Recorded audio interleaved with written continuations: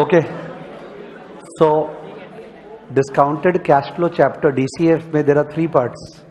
One was on NPV IRR, वो हो चुका. Second was on various types of yield, वो भी हो चुका. Third part जो है वो अपने कर रहे हैं. जिनका बीच का क्लासेस नहीं किया हुआ है, नो इश्यूज, आपको केवल लिखना है हेडिंग में DCF पार्ट 3, DCF पार्ट 3, और जिनका किया हुआ है खैर वो तो आगे अपने मूव कर रहे हैं. एक और चीज, जो सेकेंड पार्ट हमने किए थे डिफरेंट टाइप्स ऑफ यील्ड, उसमें इतना तरह का शॉर्टकट्स वगैरह जो किए थे ना, वो बिलीव मी तभी बैठता है अगर आदमी प्रैक्टिस करेगा तो अगर कोई डिले कर रहा है उसको वो पूरा उड़ जाएगा माइंड से. That's a difficult portion, HPY, MMY, BDY वाला. तो you got to practice it from the copy तुरंत, ठीक है, विदाउट एनी डिले. ओके चलो, DCF part 3. Part 3, portfolio performance, portfolio performance measurement, portfolio performance measurement, portfolio performance measurement.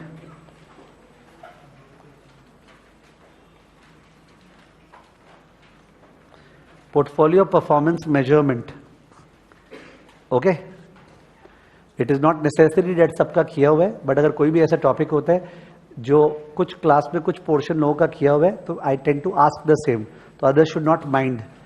Portfolio performance measurement, तो portfolio में अगर किसी का किया हुआ है, पोर्टफोलियो में there were 3 steps in portfolio management process. 3 steps in portfolio management process.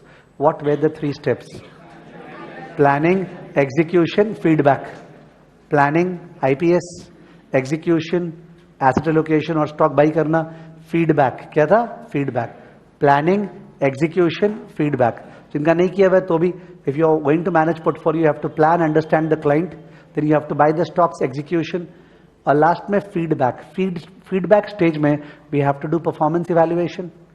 क्या सोचे थे कि क्लाइंट क्या बोला था और हुआ क्या? Performance evaluation is always an ex ante exercise or ex post exercise. If you understand the two words, ex ante versus ex post. Ex ante माने होता है before the fact, ex post क्या होता है? After the fact. पोर्टफोलियो बन चुका, वो 6 महीने 1 साल बीत चुका, अब एनालिसिस. तो this is post facto analysis. ठीक है. How did the portfolio manager perform? How did the portfolio manager perform? There is an embedded past tense in the discussion कि वो कैसा परफॉर्म किया. ठीक है ना. पर उसका परफॉर्मेंस जज करने के लिए उसका परफॉर्मेंस मेजर तो करना पड़ेगा. परफॉर्मेंस मेजर तो करे पहले कि सब मेजर कर ले. मेजर करने के बाद उसको अप्रेज करना पड़ेगा. क्या करना पड़ेगा? अप्रेज या इवैल्यूएट करना पड़ेगा. तो ये टॉपिक बोल रहा है कि वो जो फीडबैक स्टेज में परफॉर्मेंस इवैल्यूएशन करते हैं उसके लिए पोर्टफोलियो का रिटर्न को मेजर करना पड़ेगा. तो वो रिटर्न कैसे कैलकुलेट करेंगे? रिटर्न कैसे कैलकुलेट करेंगे? somebody would be surprised that ये जो रिटर्न कैसे कैलकुलेट करेंगे, रिटर्न ही तो कैलकुलेट होते जा रहा है जब से कोर्स चालू हुआ. ठीक है, बिकॉज का पिछला टॉपिक भी तो HPY, MMY, EAY रिटर्न ही था, वापस चालू हो गया नया. रिटर्न कैसे कैलकुलेट करेंगे? पर if you think logically you will feel frustrated sometimes कि रिटर्न कैसे कैलकुलेट करेंगे, फिर से नया चीज चालू हो गया. तो ये जो रिटर्न कैलकुलेट करेंगे उसमें नया चीज क्या है ना कि बीच बीच में भी कैश विथड्रॉवल और कैश डिपॉजिट है. जबकि अभी तक अपने ऐसा कभी नहीं करे। अपने क्या किया, अभी हमेशा इतना लगाए थे, ये इतना बन गया। जैसे अगर ट्रेजरी बिल है, ट्रेजरी बिल, तो you put 98.2, you will gate 100, story खत्म। या अगर स्टॉक वगैरह है तो क्या कर रहे थे, 500 का स्टॉक था, उसके बाद जाके 30 रुपया डिविडेंड मिला और 550 दाम हो गया, तो there was nothing in between ना। ये वाला पार्ट बोल रहा है कि रियल लाइफ में जस्ट थिंक अबाउट कि अगर आप क्लाइंट हो और मैं पोर्टफोलियो मैनेजर हूं, तो पैसा तो बहुत बार आप बीच पे देते हो, पैसा बहुत बार बीच पे निकालते हो, वापस देते हो, वापस निकालते हो, तब ये सारे झमेले के अंदर रिटर्न कैसे निकलेगा? Is it okay? Otherwise you will not be able to take the topic properly, you will get confused as to what all is happening. ठीक है? How do we calculate return when there are multiple cash flows, cash withdrawals, cash additions, this and that, तो कैसे calculate करेंगे? उसका दो method से calculate करने का, one is called money weighted rate of return, MWROR, MW money weighted rate of return, the other is time weighted rate of return, TWROR। क्या? TWROR, MWROR, TWROR, ये दोनों टॉपिक को कॉन्कर करना है। Level 3 में ये दोनों टॉपिक का अलग से बहुत ज़्यादा इंपॉर्टेंस और सम्स आता है। ठीक है? तो यानी कि ये टॉपिक वैसे ग्रास रूट वाइज भी बहुत इंपॉर्टेंट है, बिकॉज इट हैज़ सबसे मेजर रोल इन लेवल 3। यहाँ पे they are just trying to touch upon it, वहाँ पे दे एक्सप्लोड इनटू इट। ठीक है ना? चलो let's write down. Point number 1, recall that there are 3 steps in the portfolio management process. Recall that there are 3 steps in the portfolio management process. Recall that there are 3 steps in the portfolio management process. 3 steps in the portfolio management process. Dash. Next line, step 1. Planning. इसमें client को understand करते हैं, investment policy statement बनाते हैं। Step 2, execution, जिसमें asset allocation करते हैं, security selection करते हैं और पोर्टफोलियो कंस्ट्रक्शन करते हैं। मौका मिल रहा है जिन लोगों का हो चुका है वापस से रिवाइज करने का। स्टेप 3, फीडबैक, जिसमें मॉनिटर करते हैं क्लाइंट को, मार्केट को, और at the same time performance evaluation करते हैं। ठीक है? Planning, execution and feedback. Point number 2, in the feedback stage, point number 2, in the feedback stage, comma, we carry out, in the feedback stage, comma, we carry out performance evaluation. In the feedback stage, comma, we carry out performance evaluation. Performance evaluation or appraisal, APPRAISAL, APPRAISAL.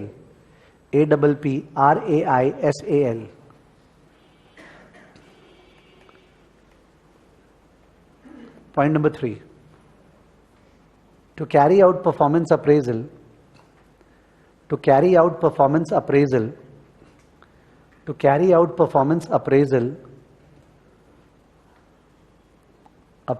comma, we require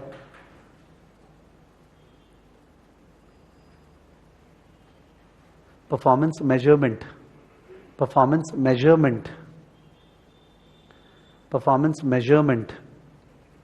dash, measurement of return, dash देखिए, measurement of return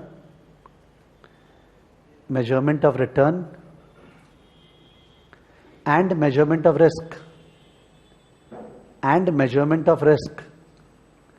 measurement of return and measurement of risk.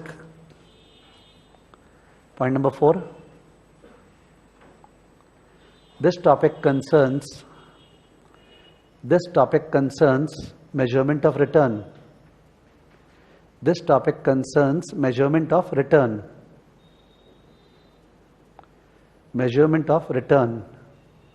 Dash. The special thing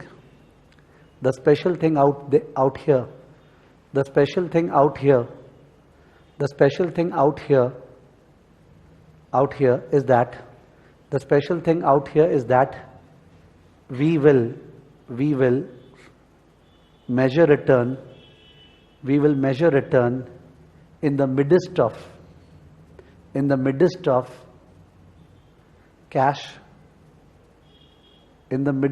cash,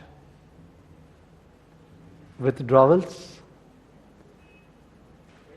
मैंने proper word नहीं बोला क्या? I think we use this word ना, in the midst of, or what should I use? Is it wrong English? I don't know. In the midst of cash withdrawals, or cash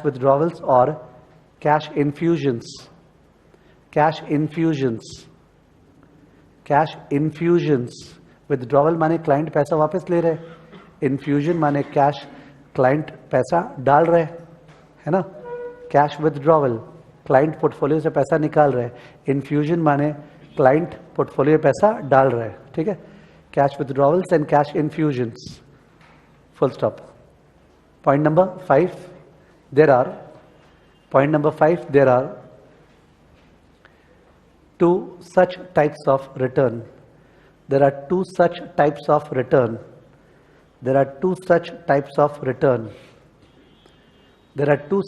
of return. Dash. First bullet. Money weighted rate of return. Bracket MWROR. Money weighted rate of return bracket MWROR.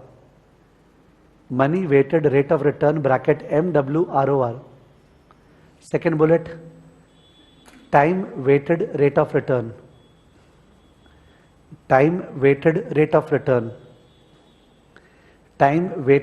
of return bracket TWROR.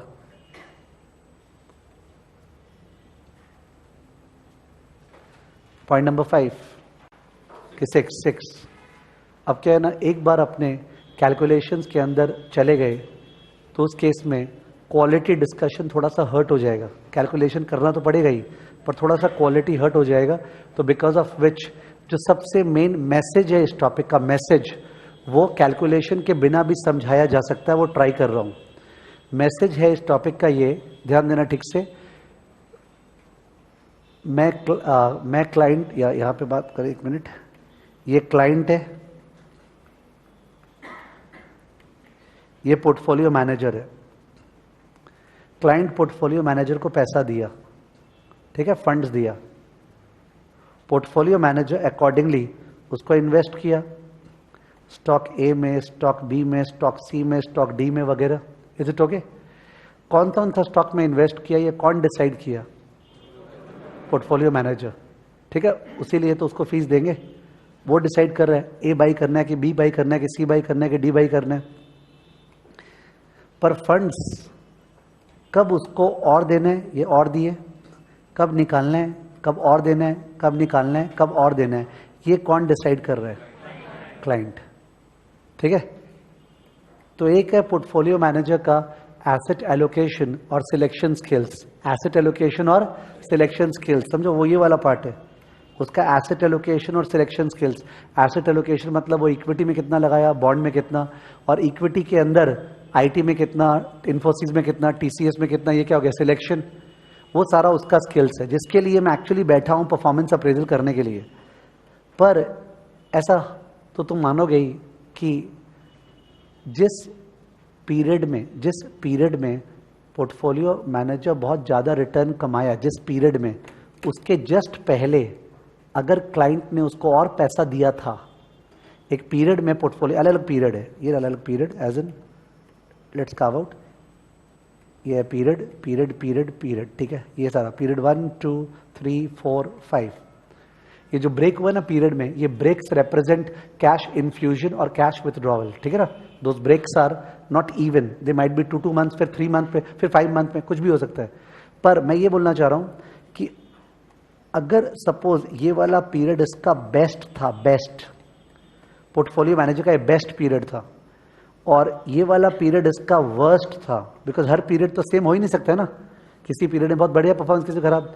तो अगर ये वाला period best था, ये जो mark किया हुआ है, और यहाँ पे क्लाइंट जोर का पैसा और लगाया, और पैसा लगाया, आ गया होगा पैसा उसके पास, ठीक है, उसका मन कर गया होगा।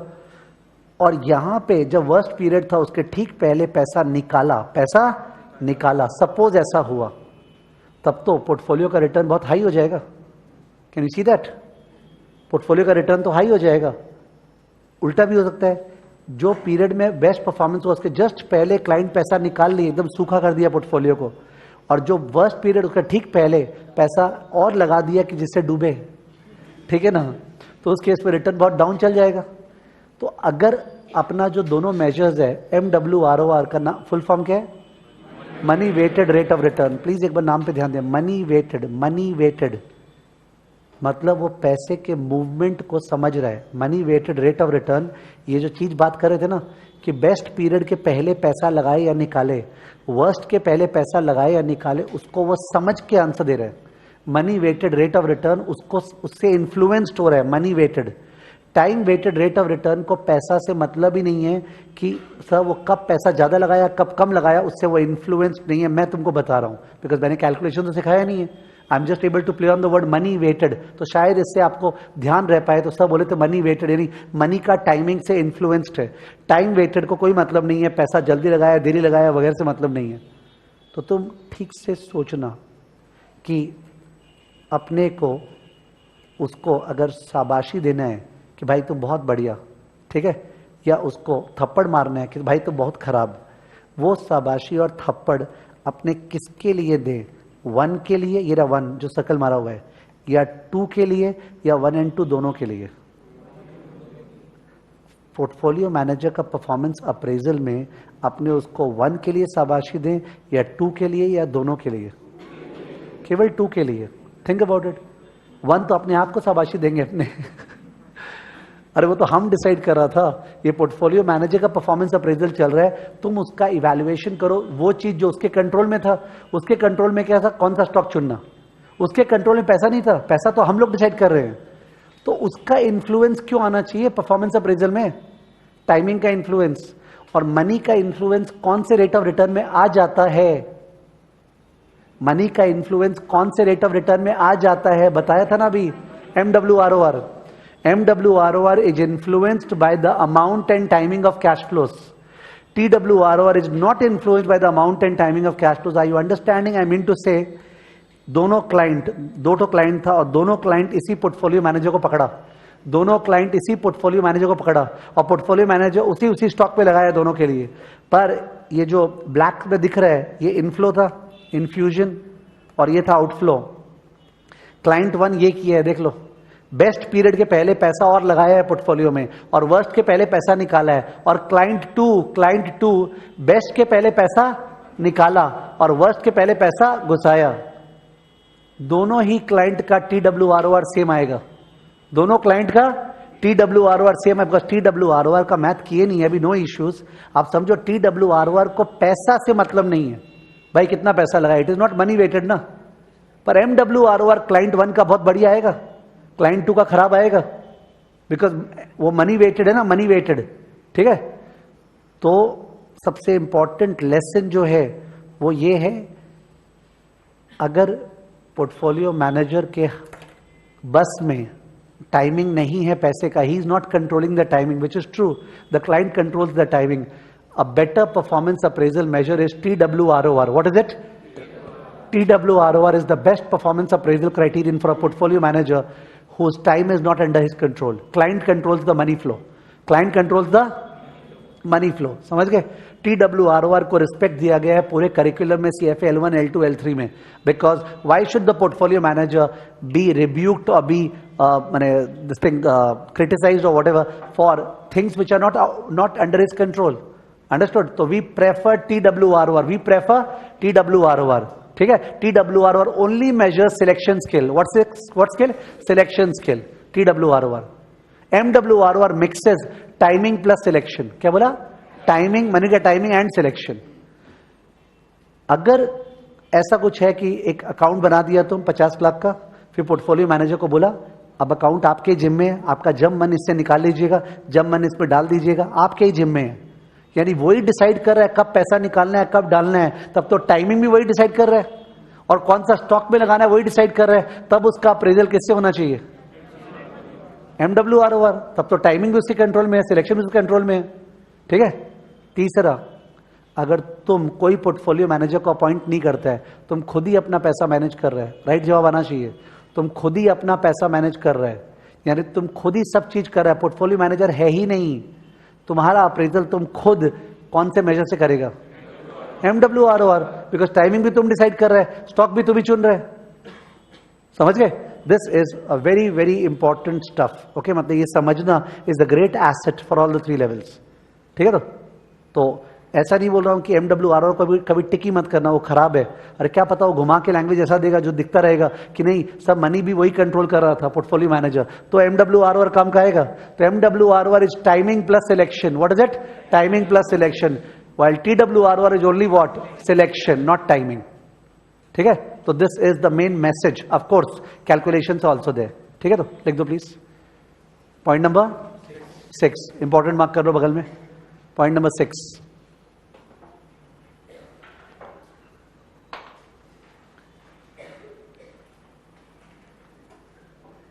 ये ना ऑल दो गंदा है इस तरह का, बट फिर भी ये ड्रॉ कर लो ना।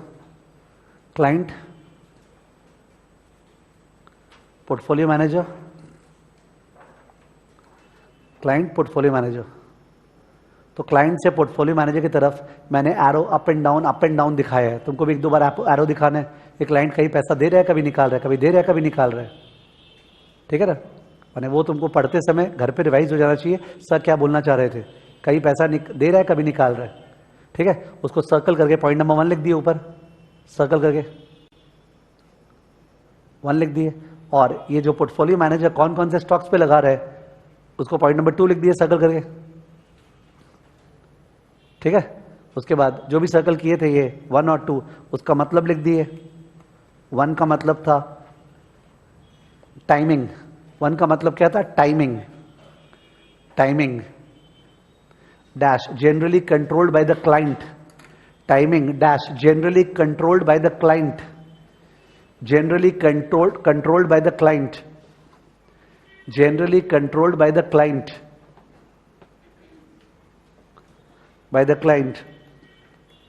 Number 2, selection, कौन कौन सा स्टॉक लेना है, कौन सा स्टॉक सेल करना है। Selection dash controlled by the PM, controlled by the portfolio manager, controlled by the portfolio manager. Para change. MWROR captures. MWROR captures. MWROR captures both timing and skill, both timing and selection, both timing and selection skills, both timing and selection skills, both timing and selection skills। ये याद कैसे आएगा? कौन सा captures? Word से money weighted. किससे? Money weighted. दो चीज होता है ना, तो ऐसे बाद में ध्यान नहीं आता किसमें क्या था, थोड़ा सा अपने को सपोर्ट चाहिए। मनी वेटेड, उससे शायद याद आएगा। ठीक है, full stop. Next line, TWROR। TWROR captures only, TWROR captures only, TWROR captures only क्या? Selection skills, only selection skills. ठीक है, para change. Para change, which is a better measure? Para change, which is a better measure?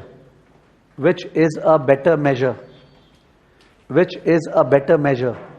Question mark.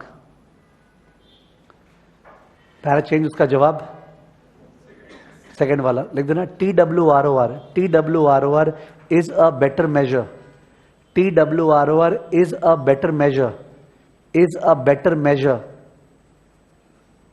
is a better measure because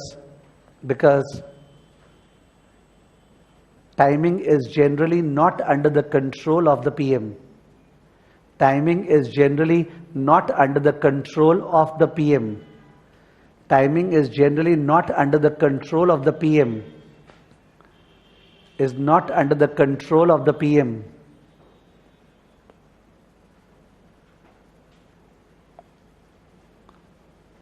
Full stop.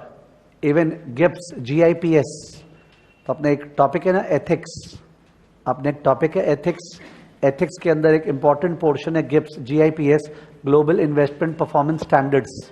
तो GIPS जो है वो बोलता है performance कैसे दिखाना है दुनिया को। अगर कोई पोर्टफोलियो मैनेजर फर्म है और दुनिया को उछाल उछाल के दिखा रहा है, देखो हमने क्या रिटर्न कमाया, तुम लोग भी हमको पैसा दो, तुम लोग भी दो, तुम लोग भी दो, तो लोग तो चमका चमका के कैसे कैसे दिखाएगा। तो वो लोग को स्टैंडर्ड बनाना पड़ेगा। नहीं भाई, तो नहीं भाई में क्या है, TWROR यूज कर, MWROR तेरे को यूज नहीं करने, ठीक है। इवन गिप्स GIPS लिख दो, अभी बाद में नाम आ जाएगा। Even GIPS GIPS requires, even GIPS requires TWROR, even GIPS requires TWROR। तो गिप्स अपना एथिक्स का पार्ट होगा, ठीक है। Requires TWROR, full stop, para change. Exception, exception, exception, exception का मतलब that is when is MWROR preferred. Exception का मतलब that is when MWROR is preferred. Exception मतलब when MWROR is preferred, MWROR is preferred. तो दो exception बोले थे हम लोग कि MWROR कब प्रेफर्ड होगा। पहला bullet, if timing of cash flows is under the control of the PM, if timing of cash flows is under the control of PM, if timing of cash flows is under the control of PM, if timing of cash flows is under the control of PM. दूसरा bullet, if somebody is managing one's own fund, if somebody is managing one's own fund, somebody is managing one's own fund, तुम खुद का पैसा खुद ही invest कर रहे हो, तो चुनता भी तुम ही है, टाइमिंग भी तुम ही डिसाइड करते हो, तो भाई तुम MWROR यूज करो। One is managing one's own fund, ठीक है। तो ओके, पॉइंट नंबर 9, 9 ना कि 8, ओ 7, सॉरी हमको लगा बहुत ज्यादा हो गया। पॉइंट नंबर 7, पॉइंट नंबर 7, हाँ लिसन, जो MWROR और TWROR है उसका सम्स दो टाइप का है, दो type on the basis of the data given. एक टाइप का सम ऐसा होता है, सुनो कैसा, एक आदमी शुरू में 100 शेयर खरीदा 200 रुपया पे, एक साल बाद उसको इतना डिविडेंड मिला और शेयर का दाम इतना हो गया, फिर वो और 500 शेयर खरीदा और फिर 2 साल बाद ये हो गया। इस तरह का स्टोरी, जो एक शेयर किससे रिलेटेड है, एक शेयर माने एक कंपनी उसी का शेयर 200 खरीदे, फिर 500 बेचे, 300 खरीदे, वैसा। दूसरा टाइप का सम जो ये देखा जाए तो स्टूपिड सम है ना, बिकॉज आदमी को एक स्टॉक में पैसा थोड़ी लगाते हैं। दूसरा सम हो गया कि पूरा फंड का दिया है, फंड का बिगिनिंग वैल्यू इतना था, फिर फंड में एक क्वार्टर के बाद क्लाइंट ने और 400 करोड़ लगाया, फिर फंड का वैल्यू इतना हो गया, तो फंड लेवल का सम। और एक है शेयर लेवल का सम। ज्यादातर लेवल 1 में शेयर लेवल का सम है। कौन सा? शेयर लेवल का, बिकॉज वो इजी टू हैंडल है। फंड लेवल का जरा सा डिफिकल्ट हो जाता है, ठीक है। वो लोग ज्यादातर शेयर वाला देते हैं, पर देने को दूसरा भी दे सकते हैं, एग्जाम्पल्स है, ठीक है। तो पॉइंट नंबर 7 लिखना, टाइप 1 सम, टाइप 1 सम डैश शेयर टाइप। क्या है? Share type. तो बाद में समझ जाएगा कि हाँ ये इस टाइप का को सर शेयर टाइप बोल रहे थे। तो शेयर टाइप के सम में अब मेरे को पहले एक बार एग्जांपल लेना पड़ेगा, आप कॉपी मत करना। व्हेन आई एम सेटिस्फाइड अपने आप देख लेंगे अपने कैसे कॉपी करेंगे। 0 1 2 3 आई एम राइटिंग पहले तो प्राइस, शेयर का प्राइस। तो शेयर का प्राइस सपोज 300, शेयर का प्राइस 330, शेयर का प्राइस 400, शेयर का प्राइस 360। शेयर का दाम देख के दिख गया होगा कि थर्ड ईयर में शेयर पैथेटिक परफॉर्म किया है, देखा बोर्ड पे, वो सब फीलिंग्स ले आओ।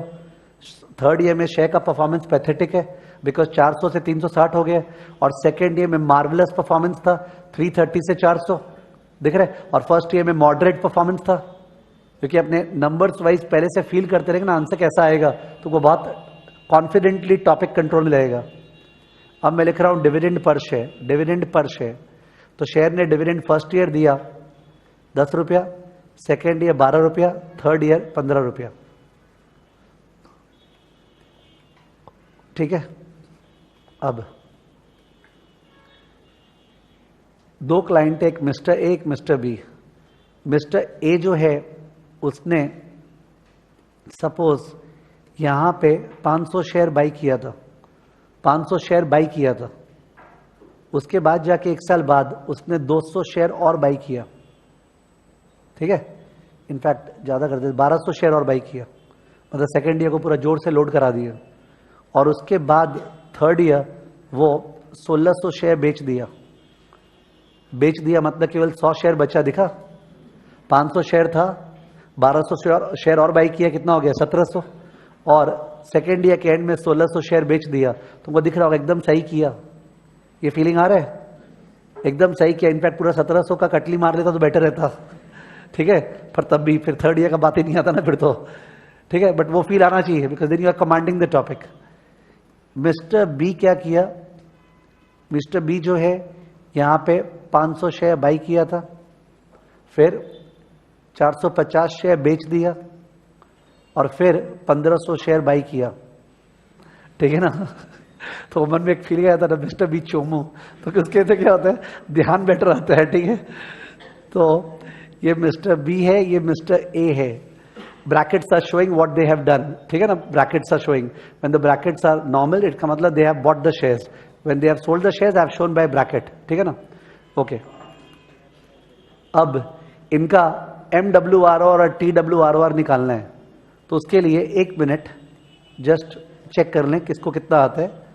अरे मेजॉरिटी ऑफ द पीपल लोग को आता है, बट जिनको नहीं आता उनके थोड़ा हेल्प के लिए, अगर कहीं आपका, ध्यान देना, कहीं आपका 10,000 रुपया गया जीरो पे, फिर आपका 50,000 रुपया और गया 1 पे, फिर आपके पास 2 लाख रुपया आया, तो आपको दिख रहा है रिटर्न तो जोर का कमाए हो। 10,000 रुपया गया 0 पे, फिर 50,000 रुपया गया 1 पे, फिर 2 लाख रुपया आया 2 पे, स्टोरी खत्म। इसके अंदर छुपा हुआ रिटर्न को क्या बोलते हैं, इंटरनल रेट ऑफ रिटर्न। क्या बोलते हैं, internal rate of return, IRR।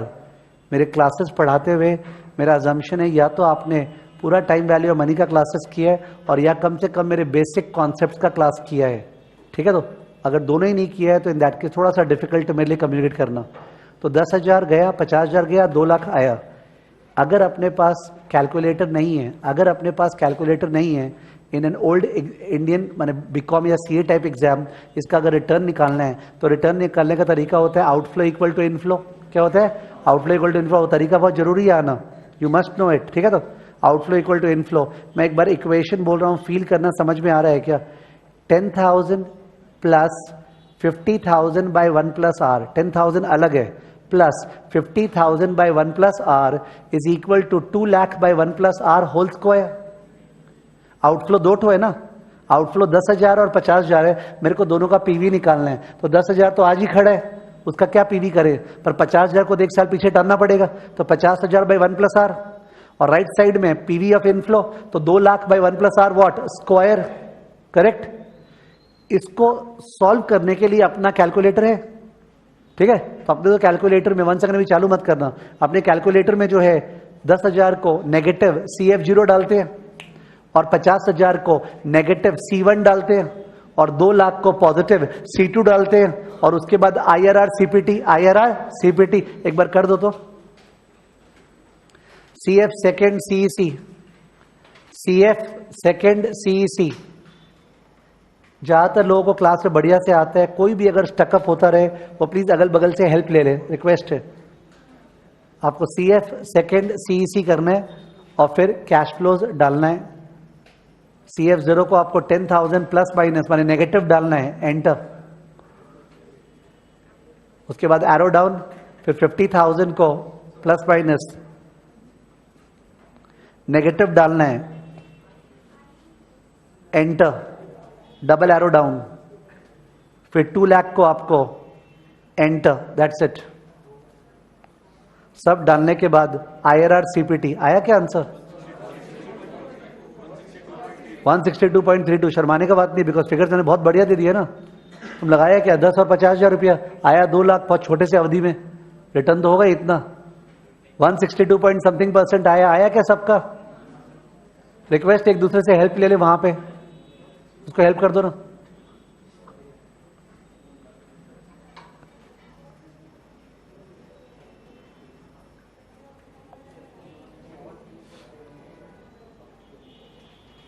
1 minute रुका हुआ हूं जिससे आप लोग एक दूसरे को हेल्प कर पाओ, प्लीज रिक्वेस्ट है। कोई भी ऐसा क्लास पे नहीं हो जिसका नहीं आया और वो फालतू में अंदर ही दुख बनाते रहे।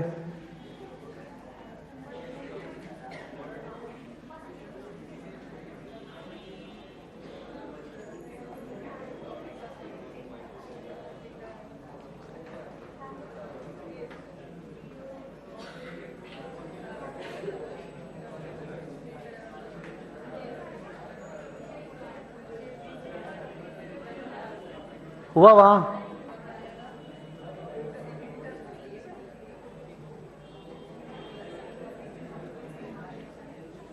तुम लोग का ठीक है?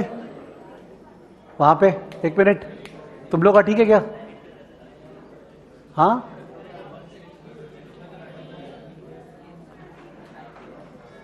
ओके। तो उस केस में सुनो, the good news is that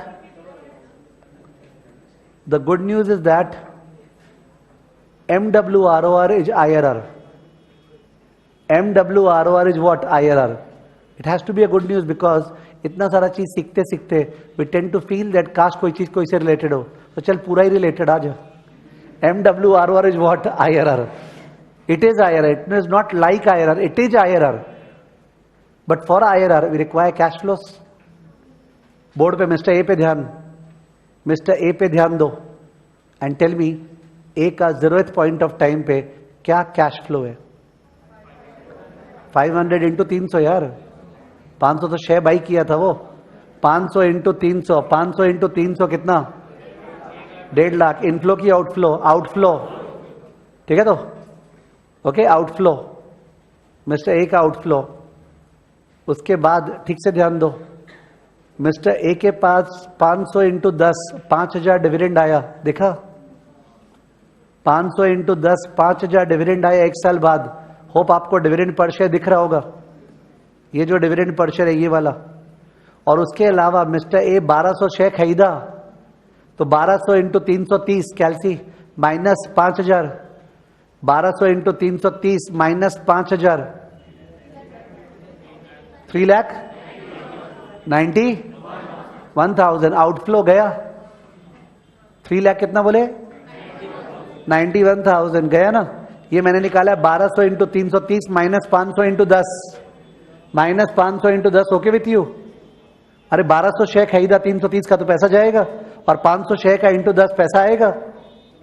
common sense, एकदम common sense, no teaching involve. इसका मतलब 1 मिनट, मैं आउटफ्लो बोलते समय 1th पॉइंट ऑफ टाइम पे बोल रहा हूं 1200 इंटू 330 माइनस 500 इंटू 10। इसका मतलब हम मान रहे हैं कि जो डिविडेंड है वो डिविडेंड को वो ले गया घर पे। यस, डिविडेंड को रीइन्वेस्ट नहीं किया, डिविडेंड को रीइन्वेस्ट नहीं किया। अगर डिविडेंड को रीइन्वेस्ट किया है तो वो इनफ्लो भी आउटफ्लो भी है कट, क्योंकि 500 इंटू 10 मेरा पैसा ले जाना चाहिए, फिर हम ला भी दिए तो घर से थोड़ी लाए, वो तो वहीं का लाए ना। तो उस केस में अपने करते outflow equal to 1200 into 330। Is it okay? यानी सब में देखना बहुत जरूरी है एग्जाम में कि वो लोग डिविडेंड के बारे में क्या बोला है, कि डिविडेंड री इन्वेस्ट हुआ है क्या। अगर री इन्वेस्ट हुआ है तो 10 रुपया को भूल जाना सम से, बिकॉज वो आया भी गया भी कट। बट अगर डिविडेंड री इन्वेस्ट नहीं हुआ है तो इन दैट केस वो तो पैसा चला गया ना, तो नेट में जो आया वो है 1200 into 330 minus 500 into 10। Is it okay? अब उसके पास कितना शेयर है? 1700। 1700 पे उसको 12 रुपया करके डिविडेंड मिला, तो 1700 इंटू 12 आया, 1700 इंटू 12 आया उसके पास। और उसके अलावा वो कितना शेयर बेचा? 1600 इंटू 400 भी आया, तो 1700 into 12 plus 1600 into 400, 1700 into 12 plus 1600 into 400। अपने कैलकुलेटर में बॉड मास होता है, याद है ना आपको? उसके लिए कैलकुलेटर एओएस मोड पे सेट हो चुका है अपना, डिस्टर्ब करने का जरूरत नहीं है उसको। तो 1700 into 12 plus 1600 into 400, 6 lakh something तुम लोग बोल रहे हैं, ठीक है? वो निकल रहा है, ठीक है ना? 6 लाख समथिंग। उसके बाद अब कितना शेयर है उसके पास? 100। स्टोरी समाप्त करना है तो इन दैट केस लास्ट में इनफ्लो सीधा बोल दूं 100 इंटू 375, ठीक है? तो बोल रहा हूं 100 इंटू 375। अलग अलग क्यों करें? 100 इंटू 15 प्लस 100 इंटू 360। वो बात नहीं आता कि सर इसका मतलब वो शेयर बेच दिया क्या? अरे नहीं भी बेचा तो तेरे को तो यहीं पे स्टोरी एंड करना है ना, ठीक है? वो बेच दिया is not the point, the point is the story ends over there. तो 100 into 375 is the inflow, correct. तो मेरे ख्याल से 0 पे आउटफ्लो आया है, 1 पे आउटफ्लो, 2 पे इनफ्लो, 3 पे इनफ्लो। ये अगर इनफ्लो आउटफ्लो निकाल के कैल्सी में डाल दें और आईआरआर निकालें तो आईआरआर आ जाएगा ना, उसी को बोलते हैं MWROR, उसी को बोलते हैं। So it should be such a relaxation for you all that MWROR is IRR. There is no tension at all यार, कोई प्रॉब्लम नहीं है।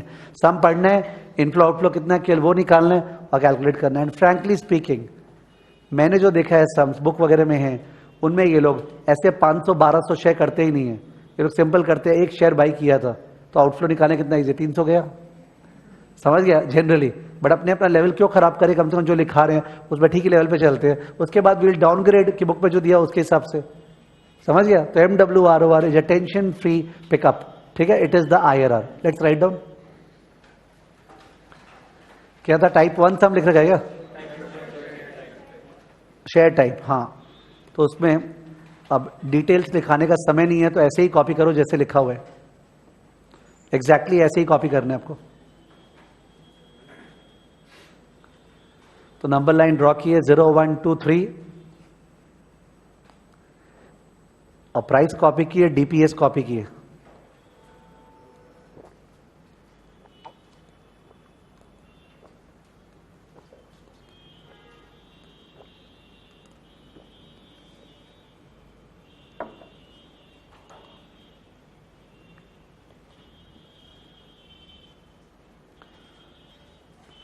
और ऊपर में वो मिस्टर ए है, मिस्टर बी है, और उसके सामने जो लिखे हैं वो शेयर्स है, शेयर्स। तो मिस्टर ए के ब्रैकेट में भी आप लिख सकते हो शेयर्स, मिस्टर बी के ब्रैकेट में शेयर्स। जहां पे नॉर्मल लिखा है मतलब शेयर बाई किया, जहां ब्रैकेट लिखा है मैंने शेयर सेल किया।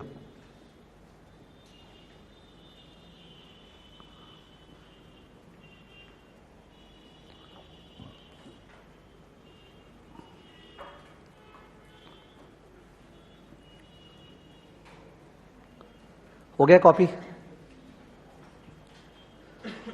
तो लिख दो नीचे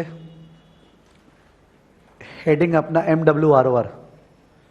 डेटा के नीचे हेडिंग है MWROR, और MWROR को पहले डिफाइन कर देते हैं, लिख दो it is the IRR, it is the IRR of the cash flows, it is the IRR of the cash flows, of the cash flows.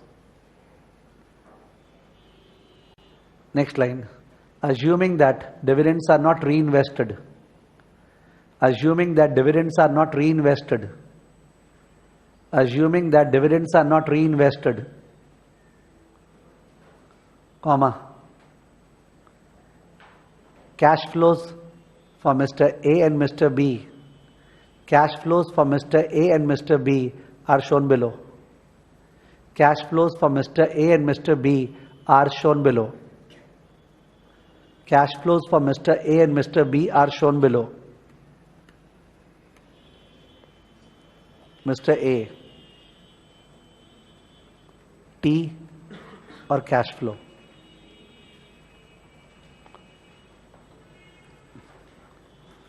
Zero पे 500 इंटू क्या 300 इक्वल टू 1,50,000। जो साइन का बात है ना SIGN, वो तो आदमी के सोच पर डिपेंडेंट है। अगर ए के पॉइंट ऑफ व्यू से सोचूं तो 1.5 लाख इज एन आउटफ्लो, अगर पोर्टफोलियो के पॉइंट से सोचूं तो 1.5 लाख इज एन इनफ्लो।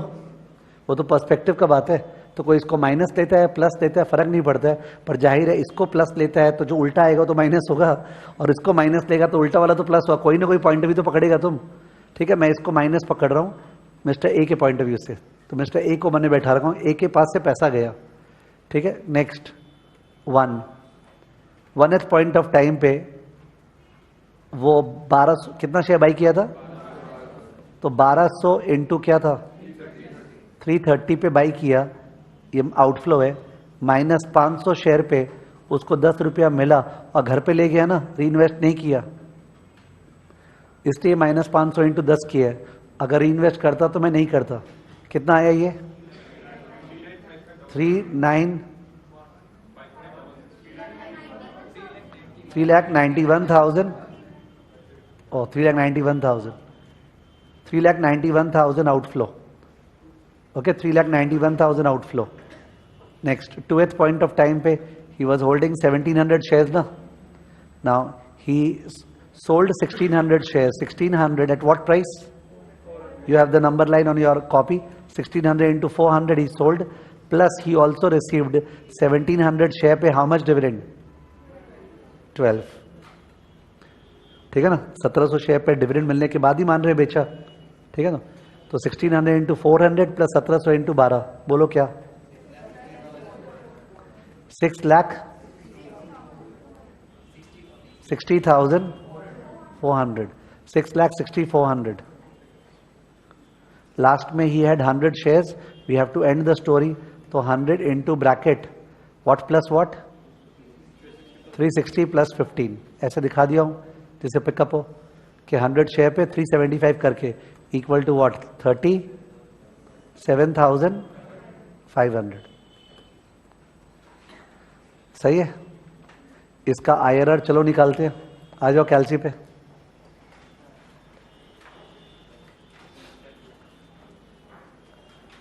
इसका IRR निकालो. CF सेकेंड CEC एकदम आराम से स्क्रीन, वो जो कैलकुलेटर का स्क्रीन पे खासकर ध्यान देते हुए अपने आप ही नेक्स्ट स्टेप पता चल जाते हैं. कैलकुलेटर के स्क्रीन पे फोकस है. तो पहले CF0 पूछ रहा है आपको. तो 1,50,000 को नेगेटिव करके, नेगेटिव कैसे करते हैं? प्लस माइनस के बटन से. एंटर. फिर एरो डाउन किए तो स्क्रीन पे अपने आप ही C1 आएगा. स्क्रीन को फॉलो करोगे नेक्स्ट स्टेप पता चलते जाएगा. 3,91,000 उसको भी नेगेटिव डालना है तो प्लस माइनस का बटन प्रेस किए, एंटर. फिर डबल एरो डाउन, बिकॉज बीच में फ्रीक्वेंसी आता है, स्किपेबल है. उसके बाद स्क्रीन पे C02 आएगा, उसको 6,60,400 सीधा एंटर, बिकॉज पॉजिटिव डालना है. Double arrow down. फिर 37,500 एंटर. फिर IRR CPT. IRR CPT क्या आया? 20.82. ठीक है, 20.83%. 20.83%. एक बार दिखा दो कैलकुलेशन का प्रोसेस, बिकॉज प्रोसेस दिखाने से क्या है, तुम लोग का कॉन्सेप्ट खराब नहीं हो रहा है. कैलकुलेटर खराब चीज भी है because it should not destroy the concept. ठीक है, लिख दो PV of outflow equal to PV of inflow. PV of outflow equal to PV of inflow. So 1,50,000 वो तो आज ही खड़ा है, और प्लस 3,91,000 को एक साल पीछे टानते हुए 3,91,000 by 1 plus R equal to 6,60,400. 6,60,400 divide by 1 plus R the whole square plus 37,500 divide by 1 plus R the whole cube. ठीक है, तो आंसर आया R इक्वल टू क्या बोले? 20.82%. 20.82%. ठीक है, this is MWROR. Mister B का आंसर इससे ज्यादा आएगा या कम आएगा? याद है ना मिस्टर बी चोमू? ठीक है, मिस्टर बी का आंसर एकदम कम आने वाला है, बिकॉज सेकेंड डे जब शेयर जोश में आया, इसका जोश शेष हो गया, और जब शेयर डूबने वाला था तब ये सारा जोश दिखाया है. इसका बहुत ही पैथेटिक रिटर्न आने वाला है मिस्टर बी का, उसको फील करना बहुत जरूरी है. Let's do it. चलो मिस्टर बी.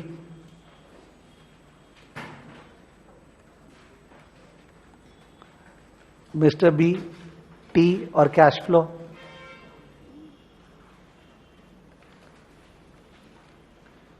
तो ये भी तो 500 शेयर बाई किया था शायद. 500 into 300 equal to 1,50,000 negative, because पैसा गया.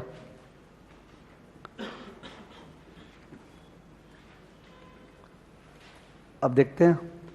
तो इसको एक तो 450 शेयर बेचा है फर्स्ट ईयर में, और 500 का डिविडेंड आया, तो ऐड करने वाले हैं 450 इंटू 330 प्लस 500 इंटू 10, सही है।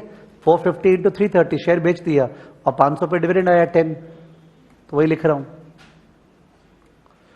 450 into 330 plus 500 into 10, 450 into 330 plus 500 into 10, बोलो 1,53,500।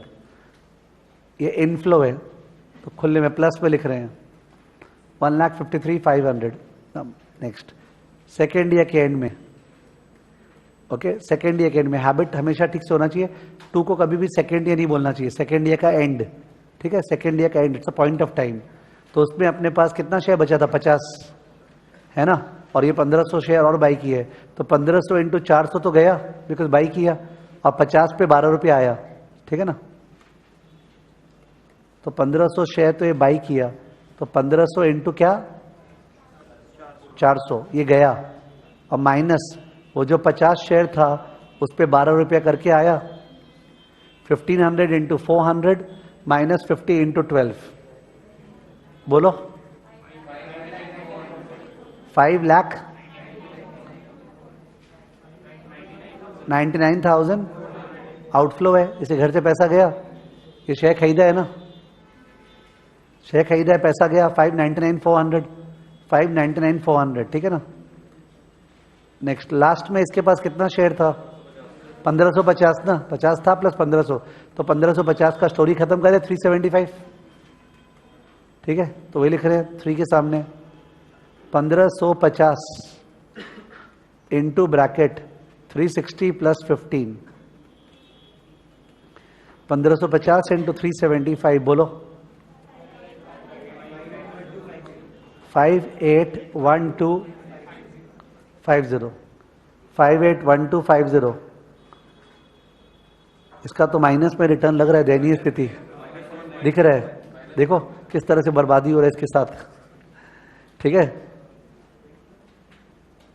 ओके चलो इसका निकाल दो आयरर, बाकी लोग कर लो जो नहीं किए, वेट करो, इसका आयरर निकालना वही सी एफ सेकेंड सी सी। इस बार इक्वेशन छोड़ दो, let's not write the equation, focus on the calci. Calculator के बेसिस पे इसका आईआरआर निकाल दो, वेट कर रहा हूं, बाकी लोग करो, टेक योर टाइम, कोई जल्दी कर रहा है उससे आप अफेक्टेड मत करो, you take your time. C F second C C, फिर सी एफ 0 में आपको 1,50,000 का साइन चेंज करके एंटर करना है, एरो डाउन, फिर C1 में 1,53,500 एंटर, डबल एरो डाउन, फिर 5,99,400 नेगेटिव करके एंटर, डबल एरो डाउन, फिर 5,81,250 एंटर, फिर IRR CPT, what is the answer, -1.98%, -1.98%, ठीक है। नीचे में comment, comment, in spite of the fact that both investors A and B, in spite of the fact that both investors A and B, in spite of the fact that both investors A and B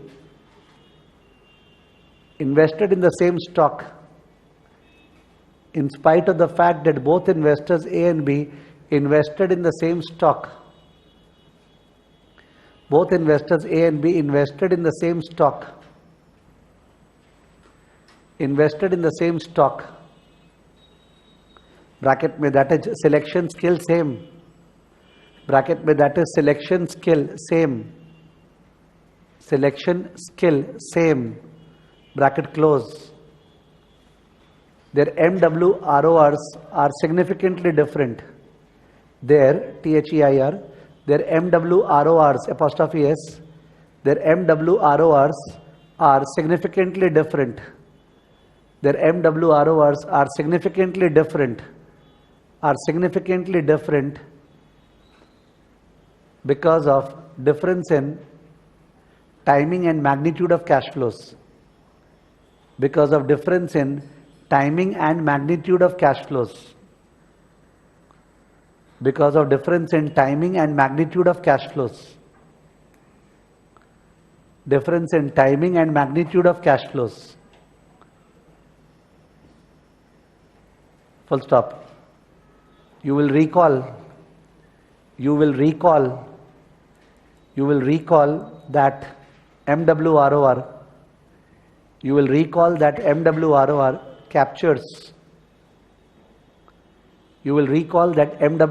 captures, both selection skills and timing skills. MWROR captures both selection skills and timing skills.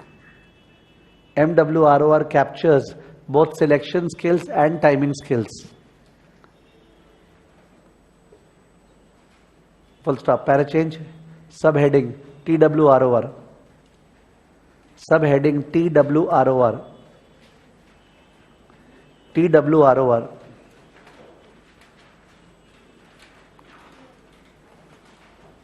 तो TWROR जो है उसको बताने के लिए 2-3 ground work चाहिए. Simple ground work है, but फालतू में वो नहीं बताने से कभी कभी किसी लोगों के पिकअप नहीं होता है. क्या ये कि अगर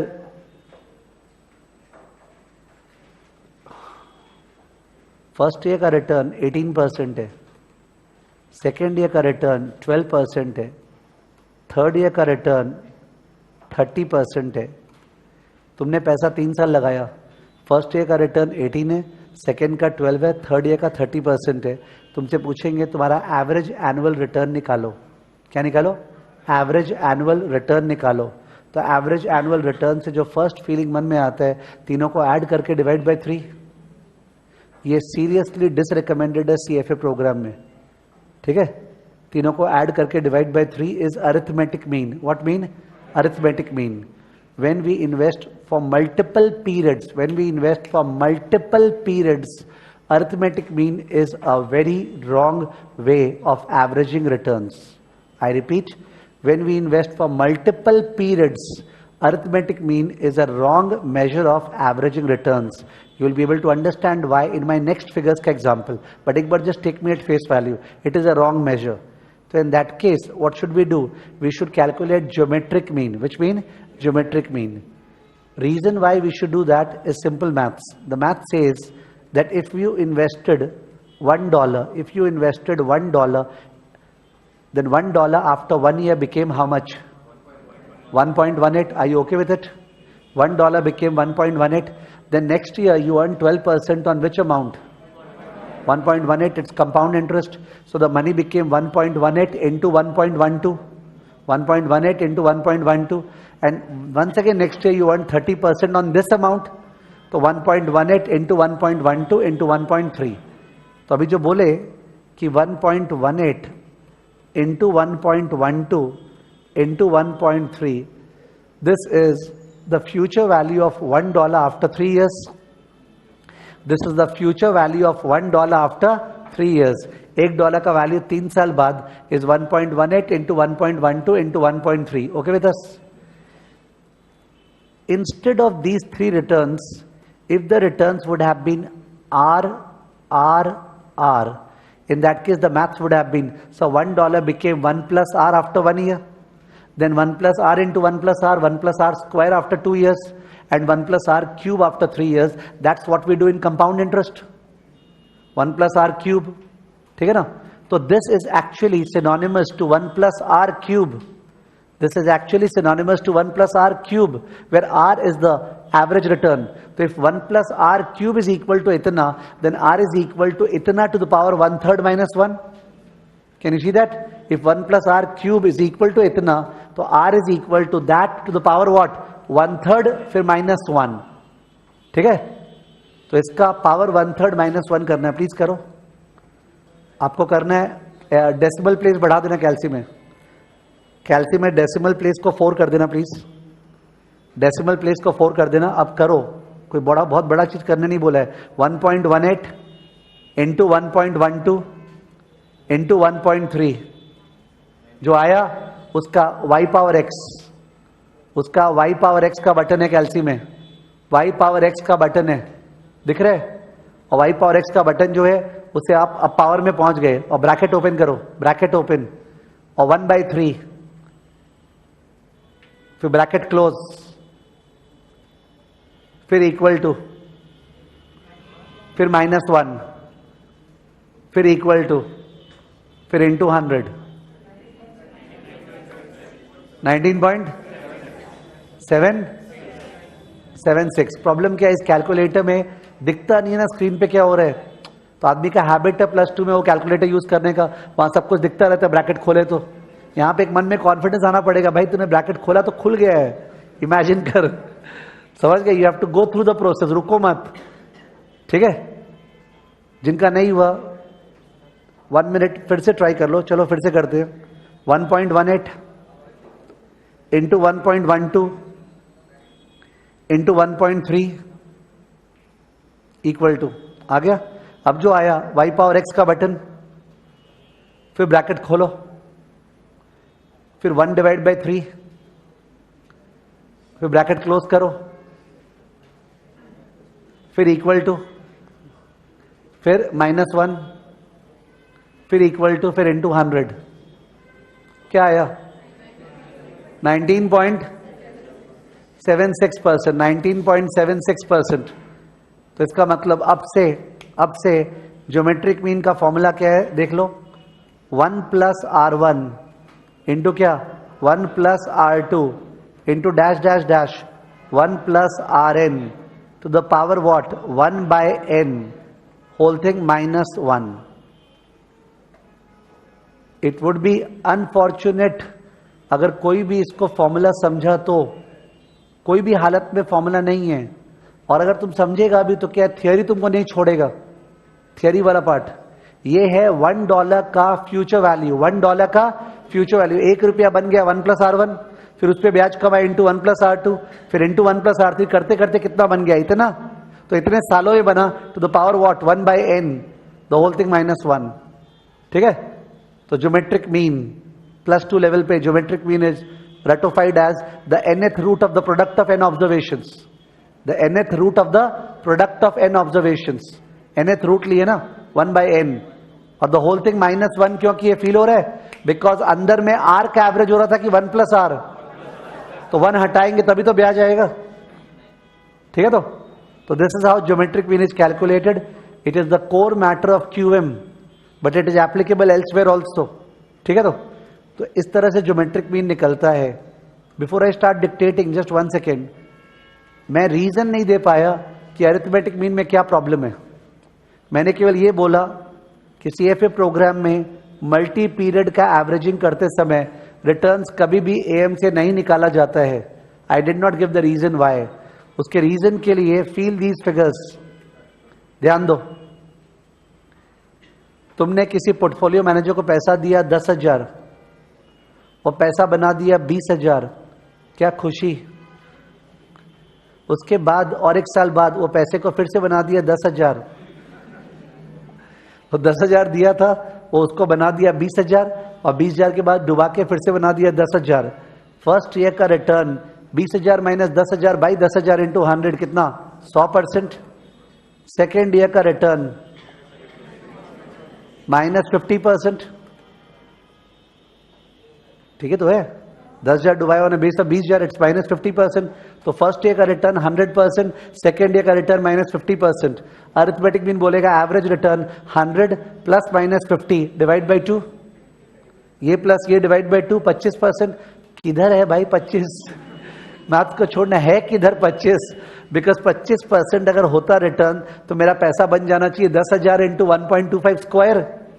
हाँ, कोई बोल रहा है 25% is the return per annum, तब तो money should become 10,000 into 1.25 square, my money is 10,000। तो बोलते रहे मैथ्स के ऊपर कॉमन सेंस होता है। अगर किसी को मैथ्स नहीं आता वो बोलेगा भाई मेरे को मैथ्स नहीं आता, रिटर्न तो 0 है, रिटर्न तो 0 है, 10,000 दिख रहा नहीं है क्या।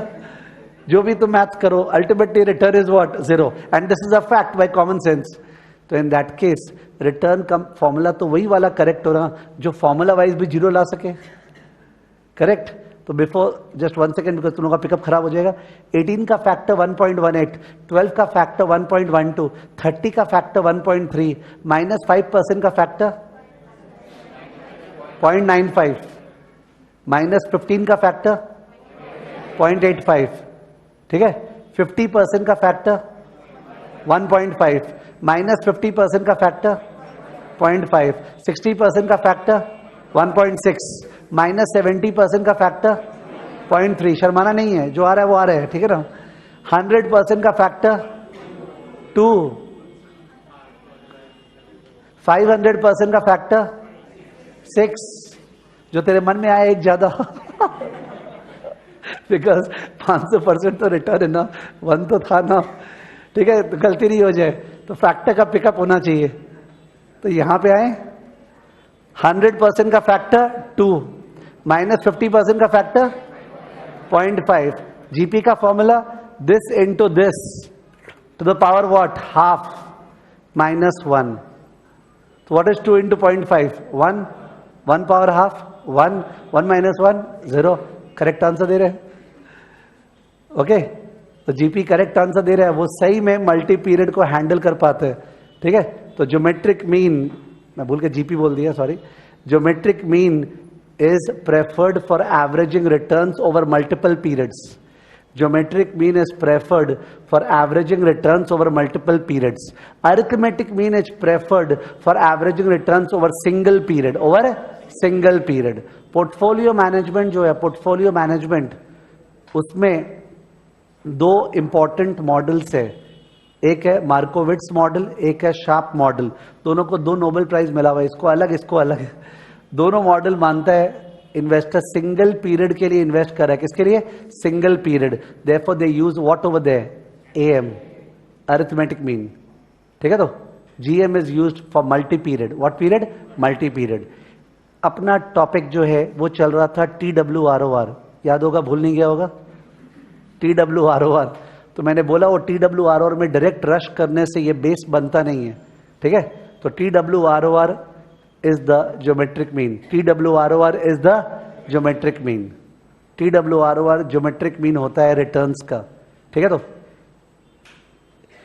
प्लीज बताना what is the formula for holding period return of a stock. Holding period return for a stock का फॉर्मूला क्या है? Dividend plus price change bye beginning price into 100। Okay, actually कोई फॉर्मूला है ही नहीं। कोई दुखी हो रहा हो कि मेरा किया हुआ नहीं है, तो भाई कुछ करने का है भी नहीं। अगर एक शेयर 700 का था और 800 हो गया और 20 रुपया डिविडेंड दिया, व्हाट्स द रिटर्न? 120 बाई 700 दिखा आपको बोर्ड पे। 700 का शेयर था, 800 हो गया, 20 रुपया डिविडेंड दिया, इट्स 120 बाई व्हाट? 700। मतलब it's dividend plus price change divide by beginning price into 100। Correct है। तो उस केस में यहां ध्यान दीजिएगा, केवल शेयर पे, वो जो ब्लू वाला पोर्शन को भूल जाइए ऊपर, केवल शेयर पे। शेयर का फर्स्ट ईयर का रिटर्न क्या है? 40 बाई 300। 40 बाई 300 दिखा? शेयर का रिटर्न फर्स्ट ईयर का 40 बाई 300 दिख गया? 40 by 300 is what percent? 13.33%। Now have a look again. Share का रिटर्न सेकेंड ईयर का क्या है? जो भी ध्यान नहीं दे रहा है बहुत खराब बात है। शेयर का रिटर्न सेकेंड ईयर का क्या है? 82 बाई 330। 82 बाई 330 एकदम नेचुरल चीज है, इसलिए फॉर्मूला बोल रहा नहीं हूं। 330 से 470, 70 प्लस 12 82। 82 by 330 tell me 24.85%। और शेयर का रिटर्न थर्ड ईयर का क्या है? हाँ क्या बोले? माइनस बोलते हुए शर्मा रहे क्यों यार, बोलो ना। Minus what by what? 400 से 360, 40 खोया, 15 पाया, कितना खोया? 25। Minus 25 by 400 minus 6.45%। 25 माइनस 6.25%। ध्यान दो, ये तीनों रिटर्न निकाले। रिटर्न के लिए फॉर्मूला नहीं चाहिए, जो फॉर्मूला से निकालता है D1 plus P1 minus P0 by P0 into 100, कितना करेगा P0 भाई? थे नंबर्स देख ले, बेटर रहेगा। But I don't like it सच में, मतलब बहुत खराब बेस बना रहे हो अगर आपको फॉर्मूला पुट करके ऐसे निकालना पड़ा तो। It should be very natural, दाम देख के 30 + 10 40 बाय दैट, ठीक है ना, दैट वे। ये 3 रिटर्न आया, इसका ज्योमेट्रिक मीन वर्बली प्लीज बोलना 1.1333 इनटू वेट कर रहा हूं 1.2485 इनटू वेट कर रहा हूं 0.9375। फील आया? To the power what? 1/3 -1। निकालो निकालो कैलसी में। आपको तीनों को मल्टीप्लाई करना है, मल्टीप्लाई करके जो आएगा उसका y पावर x करना है, y पावर x करके इमेजिन करना है आप उसके ऊपर पहुंच गए हो, ब्रैकेट ओपन करना है और ब्रैकेट के अंदर 1/3 करना है। 1/3 को 0.33 नहीं करना है, बिकॉज 1/3 इज नॉट 0.33। 1/3 को करके फिर ब्रैकेट क्लोज करना है, फिर इक्वल टू, फिर -1, फिर इक्वल टू, फिर इंटू 100।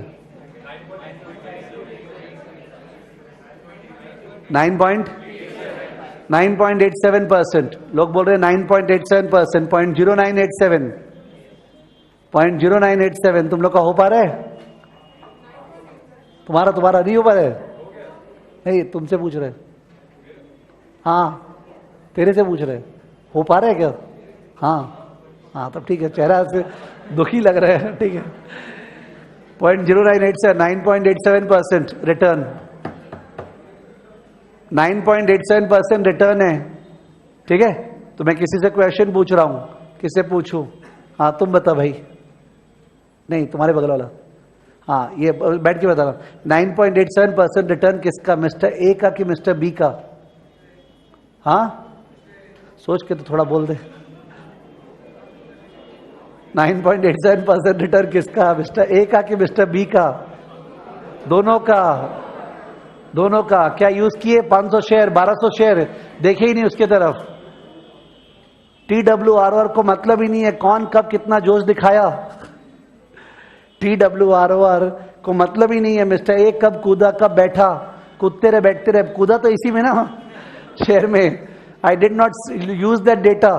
अपने जब कैलकुलेशन कर रहे थे तो अपने उसको हटा दिए थे, याद है, ये ढक दिए थे वाला पार्ट, ठीक है। तो time weighted rate of return, ये रिटर्न दोनों का है, बिकॉज ये स्टॉक का है। किसका है? स्टॉक का, ठीक है।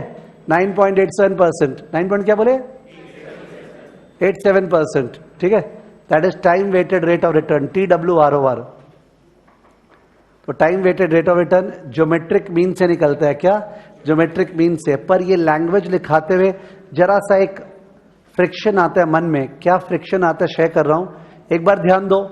Same story, 1 is 1 quarter, 1 is 1 quarter, ये 3 months है, ये सपोज 6 months है, और ये सपोज 3 months है। हो सकता है ना? ओके, 3 महीने बाद वो पैसा और लाया, फिर 3 महीने के बाद 6 महीने बाद और पैसा लाया, फिर 3 महीने बाद और पैसा लाया। स्टोरी सेम है।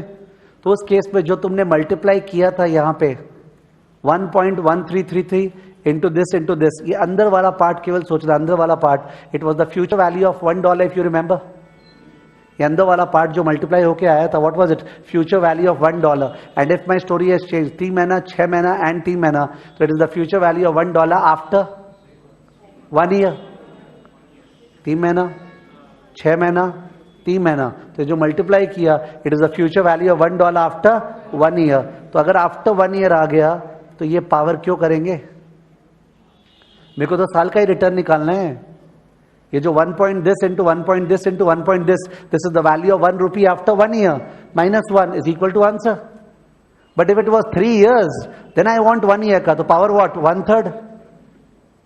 तो अगर 1 साल के अंदर का सम है ना, तो पावर ये सब कुछ नहीं करना है। पर अगर मल्टी पीरियड का सम है तो आपको पावर में number of 1 by number of years करना पड़ेगा, बिकॉज हम लोग को एनुअल आंसर चाहिए। रिटर्न हमेशा एनुअल निकलता है। तो स्ट्रिक्टली स्पीकिंग GM बोलना इज नॉट करेक्ट, ठीक है। बट पिकअप के लिए yes we can say GM, but be cautious. हो सकता है आपको पावर नहीं करना होगा अगर साल में ही पहुंचे हो तो, समझ गए। और साल के ऊपर पहुंचे हो तो पावर करना पड़ेगा, ठीक है। दिस इज TWROR, TWROR, ठीक है ना, लिखो प्लीज। तो हेडिंग चल रहा है TWROR, हेडिंग के अंदर एक बुलेट दिए, सम बेसिक कॉन्सेप्ट्स, हेडिंग के अंदर एक बुलेट दिए, some basic concepts,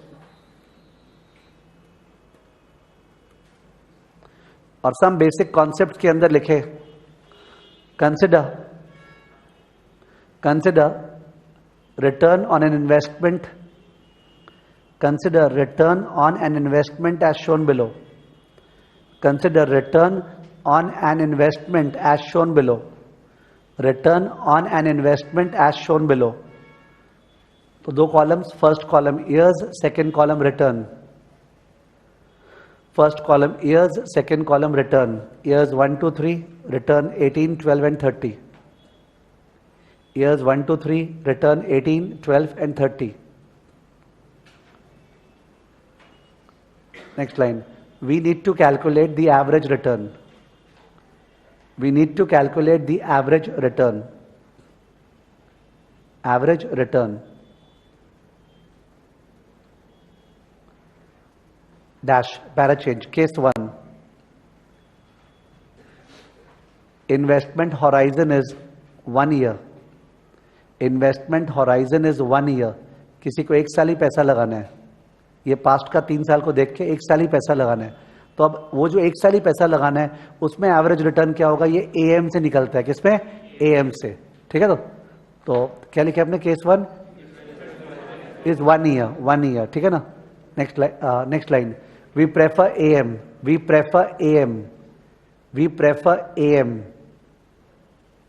dash 18 plus 12 plus 30 divided by 3, 18 plus 12 plus 30 the whole divided by 3 equal to what, 20%, equal to 20%। case 2, case 2,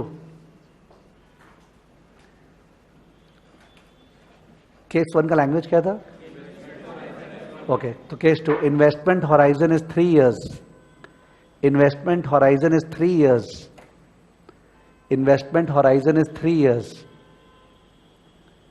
ठीक है। इसके अंदर स्ट्रॉन्ग लैंग्वेज के साथ लिखे, when averaging over a multi-period investment horizon, when averaging over a multi-period investment horizon, when averaging over a multi-period investment horizon, when averaging over a multi-period investment horizon, comma, we should always use GM, we should always use GM, we should always use GM, we should always use GM, ठीक है। GM equal to, next line, GM equal to, ये formula 1 plus R1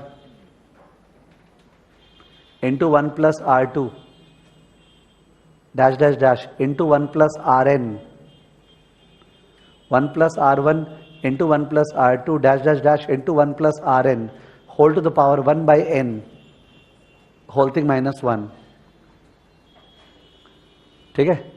formula को words में equal to product of return factors, product of return factors, product of return factors, तो return नहीं, return factors, product of return factors to the power 1 by n, product of return factors to the power 1 by n whole thing minus 1, product of return factors to the power 1 by n whole thing minus 1।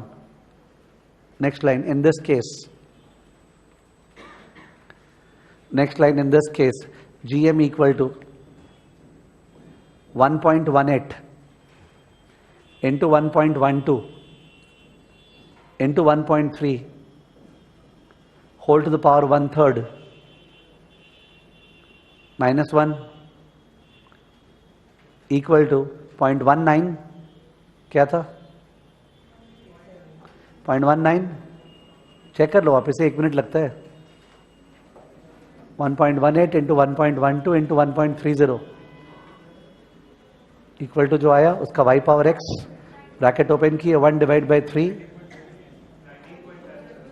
हाँ 2 decimal लिख दो, फिर ध्यान रहेगा, 0.1977 लिखो, 0.1977 that is 19.77%.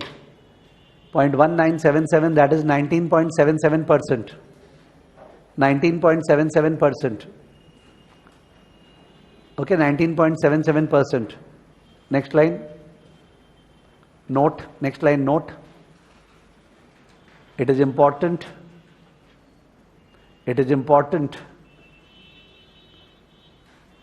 to interpret. It is important to interpret the answer as. It is important to interpret the answer as the compounded return on $1, the compounded return on $1 invested initially, the compounded return on $1 invested initially, the compounded return on $1 invested initially. ये multiple choice से बोलेगा वो. Compounded return on $1 invested initially, कि वो जो $1 शुरू में लगाए थे उसका भाव, उस पर return initially. Para change. Second bullet. Second bullet. First bullet क्या था? Some basics. Second bullet TWROR. TWROR is the GM of the sub-period returns, of the sub-period, SUB, sub-period returns, is the GM of the sub-period returns. Dash. What is a sub-period? Dash. What is a sub-period?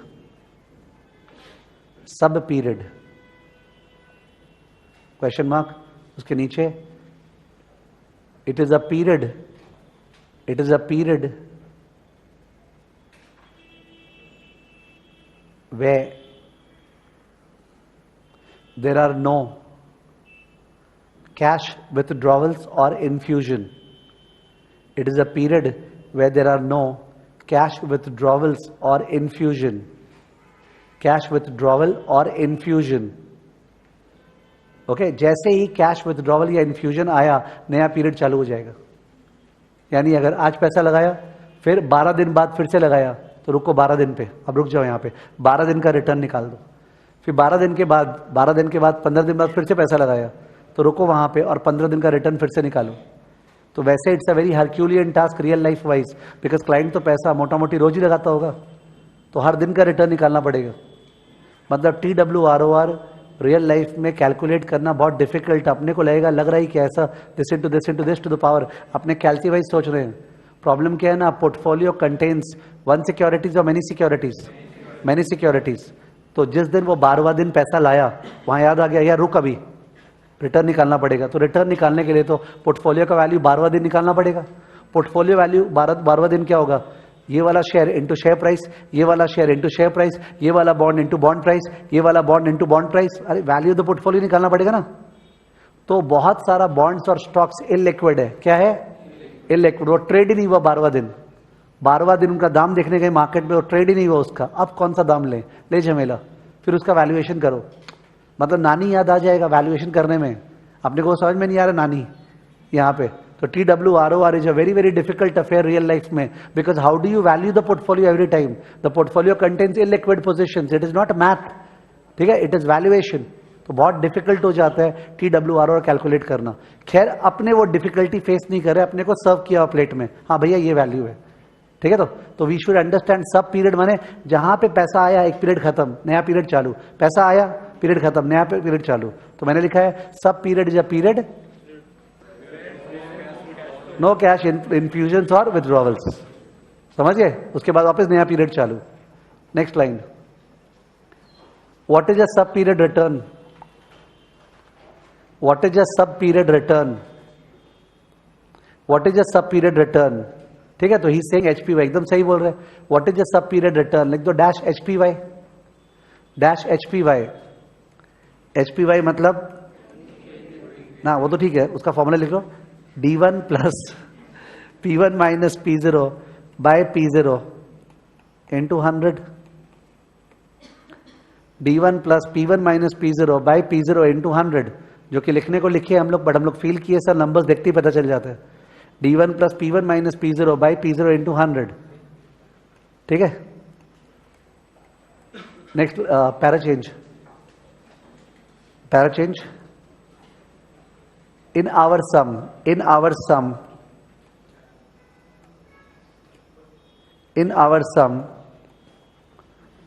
dash, next line, R1 पहला return, सम का data देखते हुए, R1 equal to 10 plus 330 minus 300, 10 plus 330 minus 300 whole divide by 300, 10 plus 330 minus 300 whole divide by 300 into 100 equal to 13.33%, equal to 13.33%. R2 अपने आप 12 plus 400 minus 330, 12 plus 400 minus 330 whole divide by 330 into 100, 12 plus 400 minus 330 divide by 330 into 100 equal to 24.85%. 24.85%. R3 equal to 15 plus 360 minus 400 whole divided by 400 into 100. 15 plus 360 minus 400 divided by 400 into 100 equal to minus 6.25%. Minus 6.25%. Next line, therefore, TWROR equal to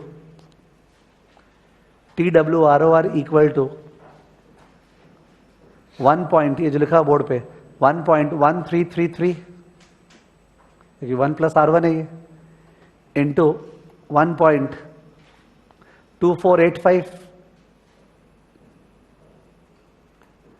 into 0.9375 whole to the power 1/3,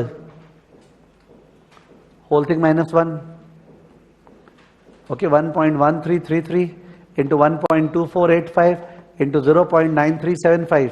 9375 समझ में आ रहा होगा. जिन लोगों को factor बनाने में जरा सा डिफिकल्टी होता है, दे शुड थिंक 100 वाइज. 100 में से 6.25 गया, व्हाट इज इट? 93.75%. तो instead of 1 you can think about 100 to just improve your speed. So 1.1333 into this to the power 1/3 minus 1. What is the answer? 9.875%.